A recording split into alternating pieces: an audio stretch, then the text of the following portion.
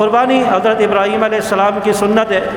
حضرت ابراہیم علیہ السلام نے خواب دیکھا کہ میں اپنے بیٹے کو ذبح کر رہا ہوں، اپنے بیٹے کی گردن پر چھری چلا رہا ہوں۔ بیٹا بھی وہ جس کو مانگتے مانگتے پوری زندگی گزر گئی، عمر گزر گئی۔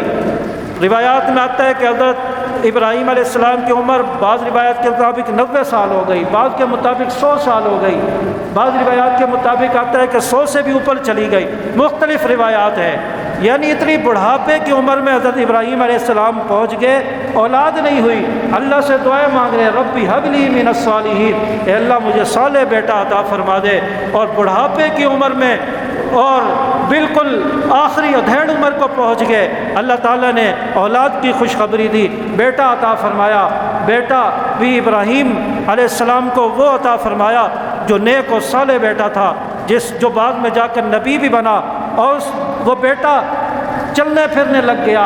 اور حضرت ابراہیم علیہ السلام جب باہر سے بکریاں چرا کر آتے ہیں، بیٹا ان کے سینے کے ساتھ چمٹ جاتا ہے، ابا ابا پکارتا ہے، بیٹا پیارا لگنے لگتا ہے۔ اس کی توتلی زبان سے جو اس کی باتیں ہیں وہ حضرت ابراہیم علیہ السلام کو بہت پیاری لگنے لگتی ہیں، بیٹا بہت محبوب لگنے لگتا ہے۔ اللہ تعالیٰ نے خواب میں کہہ دیا کہ بیٹا بڑا ہو گیا ہے، اب خواب میں دکھا دیا کہ بیٹے کی گردن پر چھری چلا دو، اس کو میرے راستے میں قربان کر دو۔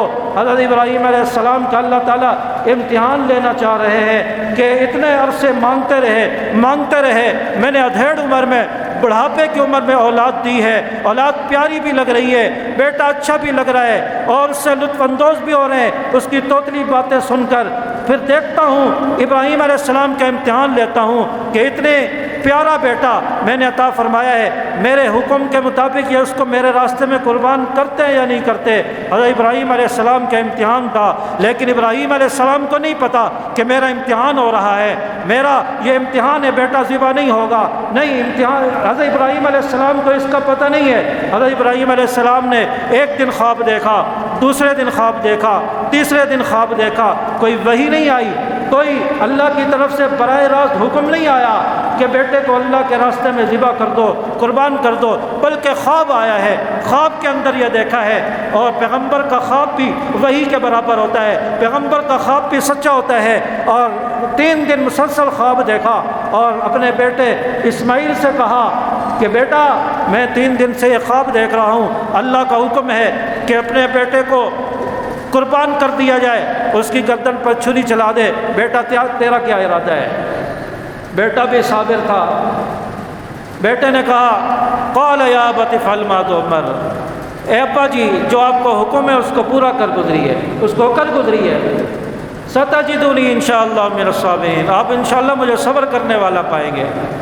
چنانچہ ابراہیم علیہ السلام اپنے بیٹے اسماعیل علیہ السلام کو لے کر قربان گاہ کی طرف روانہ ہو گئے۔ بیٹے کو لٹا دیا گیا، بیٹے کی آنکھوں پر یعنی اپنی آنکھوں پر پٹی باندھ دی گئی، بیٹے کی آنکھوں پر بھی پٹی باندھ لی، ہاتھوں کو باندھ دیا اور چھری چلانے لگے، چھری نہیں چل رہی، بہت کوشش کر رہے ہیں، چھری نہیں چل رہی۔ اتنے میں جنت سے مینڈا آ جاتا ہے، مینڈا اس بیٹے کی جگہ لیٹ جاتا ہے اور اس کی گردن پر چھری چل جاتی ہے۔ ابراہیم علیہ السلام خوشی خوشی اٹھتے ہیں کہ میرا بیٹا اللہ کے راستے میں قربان ہو گیا، میں کامیاب ہو گیا۔ جب آنکھوں سے پٹی ہٹائی دیکھا کہ بیٹا تو سامنے صحیح سلامت کھڑا ہے اور جس کی گردن پر چھری چلی ہے وہ تو ایک دمبا ہے، وہ تو ایک مینڈا ہے۔ ابراہیم علیہ السلام بھی پریشان ہے کہ مینڈا کہاں سے آ گیا۔ تو اللہ نے بتایا ہے کہ چھری بھی جب چلتی ہے جب اللہ کا حکم ہوتا ہے، چھری بھی گردن جب کاٹے گی جب اللہ کا حکم ہوگا، اور یہ اللہ کے اختیار میں ہوتا ہے، پیغمبر کے اختیار میں نہیں ہوتا، نبی کے اختیار میں نہیں ہوتا کہ وہ کسی کی گردن پر چھری چلا دے اور وہ ذبح ہو جائے، نبی کے اختیار میں بھی نہیں ہوتا۔ جب اللہ چاہے گا تب چھری چلے گی، اللہ نہیں چاہے گا جتنا زور لگا دیا جائے چھری نہیں چلے گی۔ اور یہ بتا دیا، عقیدہ توحید سمجھا دیا، رب کی توحید سمجھا دی کہ اگر سب کچھ ہوتا ہے تو وہ اللہ سے ہوتا ہے، اس کے علاوہ کسی سے نہیں ہوتا۔